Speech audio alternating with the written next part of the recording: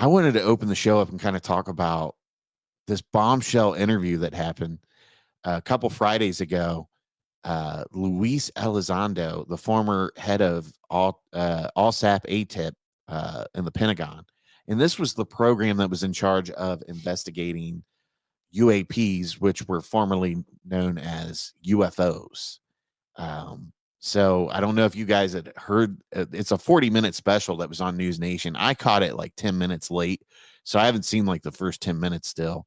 But there's some crazy stuff that this guy goes out and talks about, and he obviously can't say certain things because it's in his what do they call that? That Contract. There's like a pledge they make you sign where you can't openly discuss matters that are classified still because of Kind of like their version of the NDA. Yeah, national security and stuff like that. And you can lose your retirement and be put in jail and stuff like that.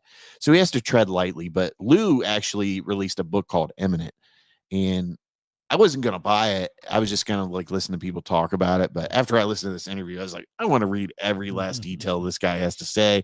He could be 100% full of bullshit, but I'm kind of like, I don't really pick up on too much BS, even though in this interview, he talks about, not only does he talk about aliens and stuff like, well, we got to tread lightly when we say aliens because they never say aliens. They say non-human intelligence because the simple fact of the matter is they don't know where these things are coming from. That is, interacting with pilots out in the ocean. And it seems like they're always around nuclear facilities or nuclear vessels out in the ocean, stuff like that. Yeah, in the ocean. It's weird that it attracts whatever this is, but they've pretty much admitted to us that this isn't something we have. And it's not something that the Russians or the Chinese or any other country in the world has. These things are literally shooting up to like 80,000 feet. And that's pretty much like the beginning of space. And then they shoot down within a fraction of seconds to 50 feet, like right over the ocean. And then some of them submerge into the ocean. So it's all very weird stuff. But I'm going to play this video real quick that we have up. And this was just kind of like a snippet, just to kind of give you guys an idea of what Lou is, saying in these interviews. But definitely a good watch. So we'll play this real quick. Hopefully you can hear it for those of you that aren't watching, and we'll process it after that. Now to a preview of our special report, Confessions of a UFO Hunter. Take a look. There are many commentators who say that the non-human beings, the aliens, call them what you like, they're friendly, they're benevolent, that if they're real, they're no threat at all to humanity. Can we assume that? Well, I think in order to understand if something is a threat, from a national security perspective, it's a very simple calculus. It's capabilities versus intent. We have examples where these things have disabled our nuclear capabilities, right? Like we see with Malmstrom Air Force Base and whatnot, where entire flights of our nuclear, part of our nuclear triad, has been taken offline, right? Nowhere did they stop our advancement from atomic technology development to nuclear technology. They didn't stop us testing weapons out in Nevada, and they didn't stop the proliferation of nuclear weapons from getting into the hands of other countries that are unfriendly, of countries like North Korea, and now India has them. And so I ask you, if these things are benevolent, why haven't they stopped that? There's zero information to suggest that what they are doing is for benevolent reasons. All right, Confessions of a UFO Hunter airs tomorrow at 9 p.m. Eastern right here on News Nation. They work for the devil. Like I said, you can watch that full interview on News Nation, and he gets into some crazy topics. One thing I was like, because I mean, we've talked briefly about like remote viewing and Indigo Swan and some of these crazy stories. And it's funny, remote viewing was funded and practiced by our government, the CIA. We don't want to listen to that. Former. Just started playing on its own. I don't know why, but we'll go ahead and cancel this out. So it's something that the government at one point did believe in. They dumped a shit ton of money on, and Lou has pretty much said, not only do they believe in it, they still believe in it. Don't let them lie to you. They're still practicing remote viewing in some sort of fashion. But I'm 7 chapters in on Imminent, and the stories that come out of this shit so far are insane. And I've heard about Skinwalker Ranch, but Yeah. but he goes into like orbs, remote viewing. There's some stories he shares about Skinwalker Ranch, and it is some crazy stuff though. But Lou is flat out saying we are not alone. There's something else here, and it's been here for years. Years. We're talking since the beginning of humanity, because I think we can pretty much say that, through the history, there's been documents of people seeing stuff in the sky. Now, whatever that is, who knows? But they often correlate it and try to explain it with religion. So, is it religion? Who knows? But it sounds like humanity has based a lot of religion off of certain events. And he gets into a little bit of that so far from what I've read in Imminent. But this stuff, man, this guy, I mean, obviously he's trying to make money off of the book nowadays, but this has been a 2-year process where the book had to be vetted through the Pentagon. And you can see like certain parts of the book, you can see where they've marked out certain wordings. Whether he just wanted you to see that or if they did it on their own and like, yeah, the Pentagon did this for sure. I don't know, but I'm leaning more towards the believable side of Lou Elizondo, because I mean, this guy has a very big vocabulary and he sounds very intelligent. And I know the Pentagon has tried to say, oh, he never held these positions and yada, yada, yada. He's full of shit. We are not, even entertaining the idea of some of the things he's saying. But they have Ross Coulthart in particular and other people that are investigating Lou have other corroborating witnesses. And they are pretty much confirming, yes, Lou did run OSAP, ATIP, whatever you want to call it. Forgive me if I'm saying something wrong. I think Arrow now is the replacement for those programs, but they were pretty much ran off black money. And Harry Reid was a big senator that, helped secure the funds for this to be studied. But Lou Elizondo, man, some crazy shit. And I find him very believable and credible. And a lot of it, when I'm reading this book, a lot of it kind of lines up with the stuff that David Grush has been testifying and coming out and saying. So, I mean, what do you guys think after hearing this? Well, he had to work. I think with Rob them. Zella's car was hit by an alien. Yeah. Very well. It could have been hit by an orb. That was no motorcyclist, Rob. This isn't Phantasm. That's why like he the didn't tall have. man coming That's why he after didn't me. have a license.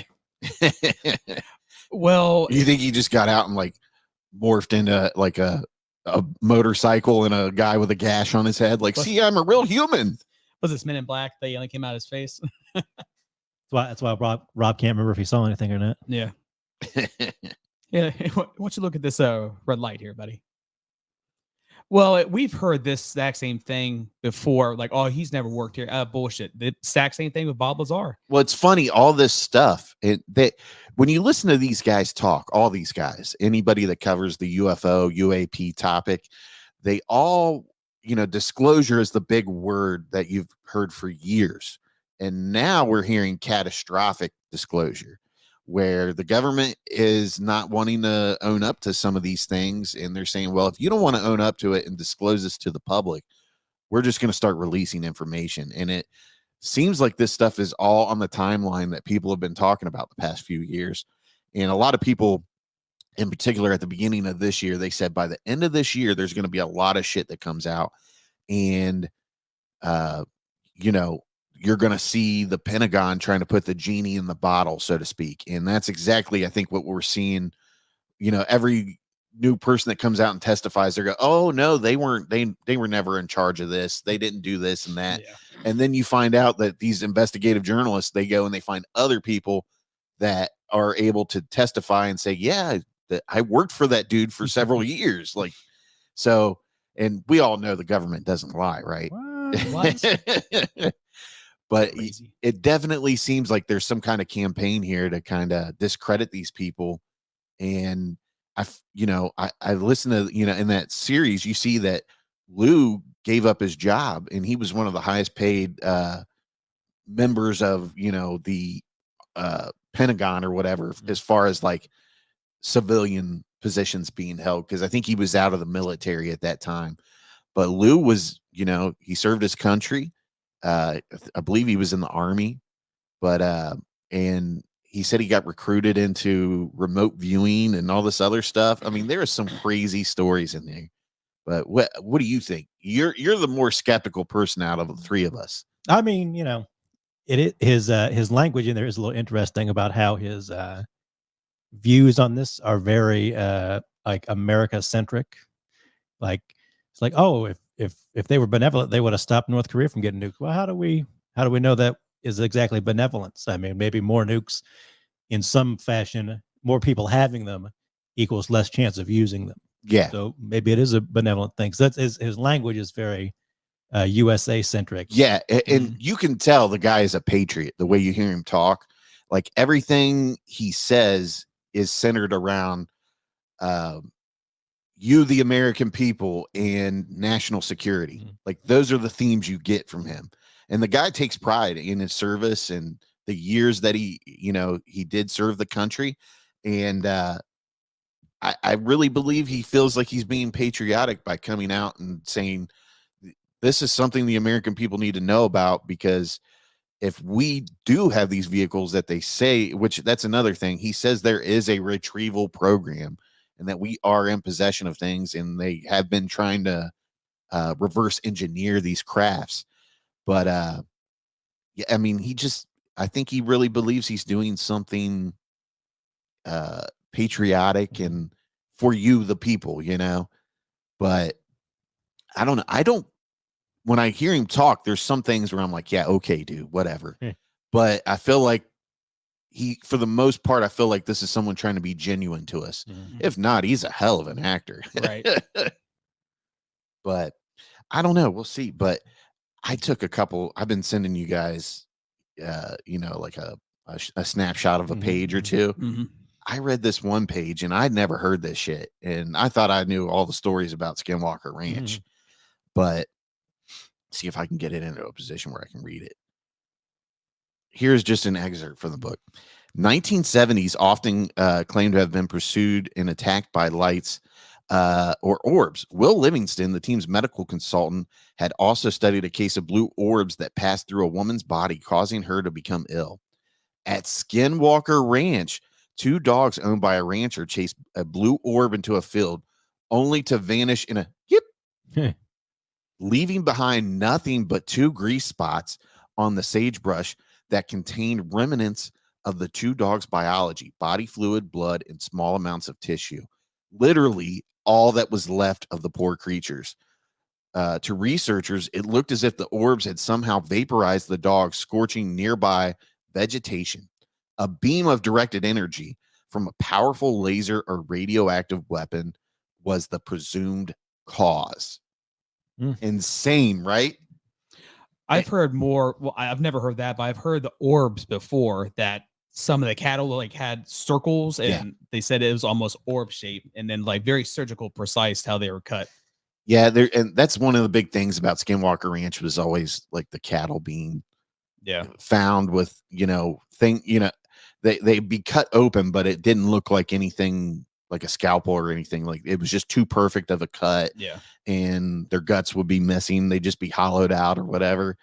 I mean, there's definitely some weird shit that's going on in the world. Yeah. And I don't think we can explain it. And I don't know if we'll ever get an explanation from it. But it sounds like Lou has a little bit of an answer to some of these things. I mean, it sounds like they definitely know there's a presence of something here. But what it is and where they come from, it doesn't sound like they know. But then again, I'm only on chapter 7 of this book. So there could be a whole nother bombshell that I haven't heard yet. But definitely interesting. And if you're into that stuff, or if you're just curious and want to learn about it, well, I say learn about it, but learn about what they're saying is happening and what they found through their investigations, definitely check it out. I got Imminent on sale for like $21.99 on Amazon. which is $29.99 regularly. So it's not like it's super expensive book or anything like that. But I'm definitely interested in it, and it's holding my attention, and I'm wanting to read it every day so far. But definitely some spooky shit in there, dude. And I read something to you about Brazil. Yeah, I can't remember. I know it was about Brazil. Hold on, I'll find it. Well, and we've discussed this too. I think it's what's annoying to me is they discredit these fighter pilots about seeing shit. They're like, you don't know what you saw. I'm like, you don't understand. The guys that are flying $40 million planes don't know what they see. Yeah. I'm like, come on, dude. The guys that are under the most rigorous requirements for the military don't know what they're seeing. And it's not just one. It's multiple. Like the Tic Tac sighting with David Raver, or not David Raver, David something. I forget his name. But he's a Top Gun guy, pretty much. He was something, I forget. But he and his backseat pilot and then a couple other pilots all saw the same thing. They all chased it down. They all got dusted by it. So it's not just like, and you have visual eyesight, and then you have the cameras on the gunships that caught it, and then you have radar to back all that up. So it's not like the data isn't there. Right. They're definitely seeing something, and it's definitely toying with them. And then on top of that, we've got countless pilots that see shit up in the air, like commercially and stuff like that. So it's not just military that's seeing this. It's a little bit of everything. And I mean, people are catching this shit on their doorbell rings now. And there's all kinds of stuff that's coming out now that technology's advanced. And it's funny, back in the day, it'd be like, well, you must have just saw some shit. You didn't see it. You know, we want proof. And now we have proof. And people are like, well, how do you have a high definition camera and you're only catching a little light? And it's like, well, that's not how the camera works. So it's not that type of high speed camera that's going to catch every detail, and the lens isn't going to zoom away at something that's 100,000 feet away. So, I mean, and you hear these pilots too, like, I have no idea what the hell that is. They're terrified. Like, they're terrified. These are people that are trained to go to war and be in firefights in the air. And they're terrified of these things, that some of the maneuvers they make. I think they even said they've came out of the water before too, like shot up out of the water, I believe. Yeah. That's why they call them. That was the big reason to change the name from UFO to UAP, because I mean, they're truly, I mean, land, sea, they traverse multiple scenarios here. But this stuff is just crazy, and it really, obviously we're in the middle of an election season, so it's being overshadowed by Kamala Harris hasn't done an interview. Trump just made a commercial in Arlington Cemetery. What is going on, people? So obviously there's a lot that's kind of overshadowing this, but don't worry. Your boy Sleazy's here to kind of get it out and make sure you're listening to these things. But definitely check out the full interview. I think you can go on News Nation's YouTube channel and watch it all there. If not, you can probably catch it on demand, through YouTube TV or whatever your cable service is now. But I mean, some of this shit is just crazy. And here's one. Watch them come out like, so we're just going to tell everybody right now. So there's no God. Prometheus is correct. We're being created by engineers. It'd be interesting. And that's like a lot of, there's multiple theories that pop up when people discuss what these could be. And obviously I want to, where they call it crypto something, which just means it was here before us. I think that's very possible because, how many times have we talked about Atlantis and the lost civilization? Something cataclysmic happened on Earth, and something, we lost all that knowledge that was previously held. I think that's very plausible. That could have happened. Well, I think there was like one, I think in Brazil, like a city's being shown because of the vegetation now. And it's been gone for they don't even know how long. And then there's also time traveling that a lot of people think it's, a future version of humans coming back and observing. I don't know. South Park. I mean, we know that time travel is possible through our understanding of physics, but you need a high amount of power. All that stuff is just so confusing. And I think what it bottles down to is we only have a limited understanding of physics and stuff like that. And we know that because, there's ideas and there's theories out there, but we just don't possess the technology to kind of complete those or test those out 100%. Well, they always saying too about the pyramids that there's no way we could have done Yeah, that. I mean, I don't know how they. I mean, I get slave labor and they worked those poor people to death back in the day, but a lot of that stone was miles away, and I mean that would take years just to transport it there, let alone build it. Let alone being perfect. Like, Yeah. nothing's not. And I mean, let's face it, those folks had all day to learn mathematics, so they could have been Right. geniuses to an extreme level compared to us. Right. They There's didn't have no- important things to do, like make podcasts. Yeah, they didn't have TikTok or television back then, so all they had to do was study. So those people could have been geniuses in that department. So I'll give them being able to cut the pyramids down to the exact specifications of mathematics and stuff like that. But here's another one. This was like the first one I sent to you. Okay. So as attacks increased, people quashed their natural curiosity and switched to outright terror. If a ship or an orb light appeared, they ran for their life. Dogs barked, livestock scattered, car engines stalled, forcing them to escape on foot or on the back of the beast of burden. One person reported their donkey froze in place, paralyzed with fear. The witness reported that their donkey froze in place. The witness then ducked under the animal's body to shield themselves. Can you imagine dunking under a donkey? Like, protect me. As they kick you in the fucking face. Yeah. Get away from me. It didn't matter where you sought shelter. The lights pursued people to their homes and farms. Beams shot through tiled roofs as if the roofs were made of gauze and roved intelligently through interior rooms as if they were searching for something, a victim or some other target, not sure. People lived in fear. They knew from experience or hearsay that if the laser touched their skin, they'd be burned. Reports described blood sucked from their bodies. Everyone called the lights chupa chupa, which means suck suck in Portuguese. In 1977, the intelligence branch of the Brazilian Air Force descended on the region with 20 investigators and physicians led by Lieutenant Colonel Urange Holanda. Initially, they planned to interview victims, catalog eyewitness accounts, and treat the wounded. The longer Holland's team remained in the area, the more they witnessed the horrors for themselves. They captured footage of hundreds of photographs of mysterious objects and aircraft, one approximately 300 feet long. That's 3 football fields. I mean, well, not 3 football fields.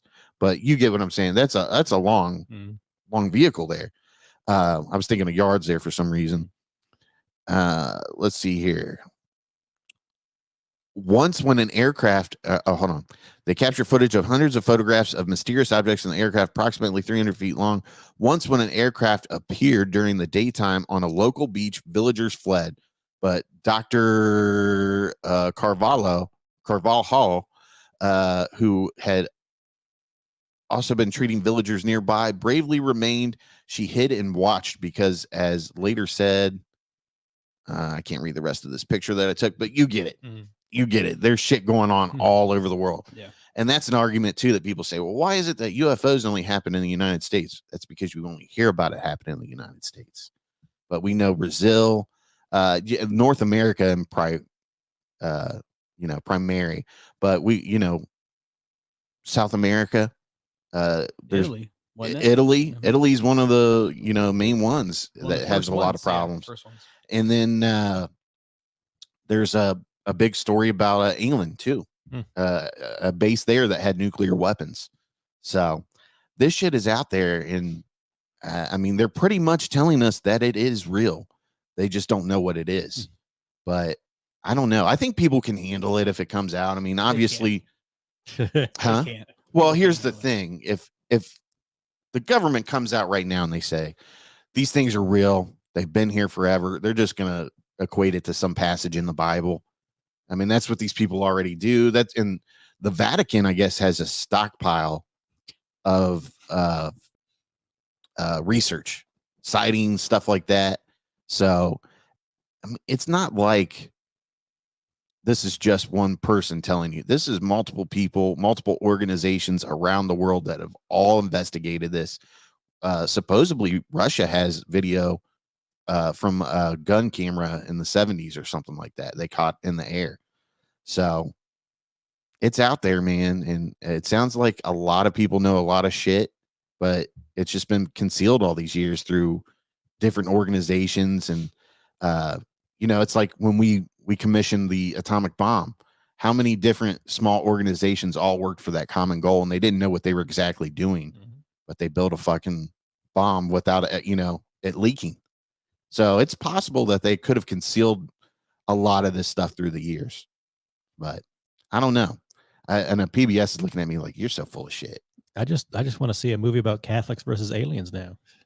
Yeah, the That's probably Vatican, been made. We haven't found the it yet. Pope, Pope knows how to stop like them from blowing up Washington. That would be so cool, actually. Like I think we should pitch that to Netflix. Right? Oh, they'll give it to you. Yeah, but we make it sort of a Dan Brown kind of thing, Da Vinci Code it a little bit. I think it works. Tom Hanks, Catholics versus aliens. Yeah, definitely. Catholics versus aliens. It's kind of like back in the day when Notre Dame played Miami, and they had, it was like Catholics versus inmates or whatever. So yeah, that'd be kind of cool. Catholics versus aliens, starring Kevin Sorbo. Wouldn't that be cool if like they threw holy water on them and you were like, oh shit, screaming, like the alien burns, like they're really demonic, and that's. Well, it'd be like signs they're allergic to water, basically. I forgot to mention this, but right off the bat in Imminent, Luis Elizondo talks about there being there's a certain amount of people in high positions in the Pentagon and the government in specific that are very religious, and they at all costs block any research to this. And like anytime they needed more funding to kind of hire a scientist or something of that nature to kind of look into certain things, they were met with, no, these are demonic. We need to stay away from it. You need Jesus.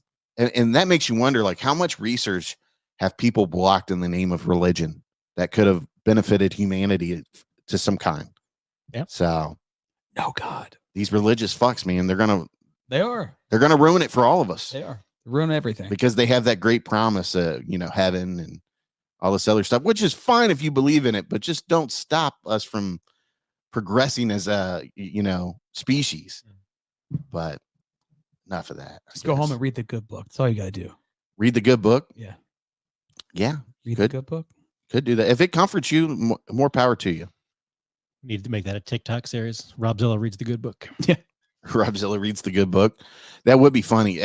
Is it just me or Chapter you guys? 1, verse 1, get fucked. Have you guys had a large amount of like people like preaching on TikTok lately on live? Jesus Christ. And it shows up all the time. And I feel like whenever I put like not interested, 5 more of these fucks show up. And it's all the same thing, like talk to me about the Bible, and they just sit there and wait for somebody to shit on them.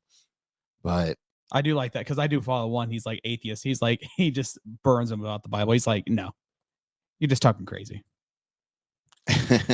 Yeah. The one guy that studies theology. Yeah. He's very, very, very intelligent. I love how he breaks it down. He's like, nowhere in this passage does it talk about anything that you are claiming. And he's like, maybe you should read the Bible again. Yeah. People get so pissed. They're like, well, you haven't read it. He's like, trust me, I've read it. Yeah. You haven't.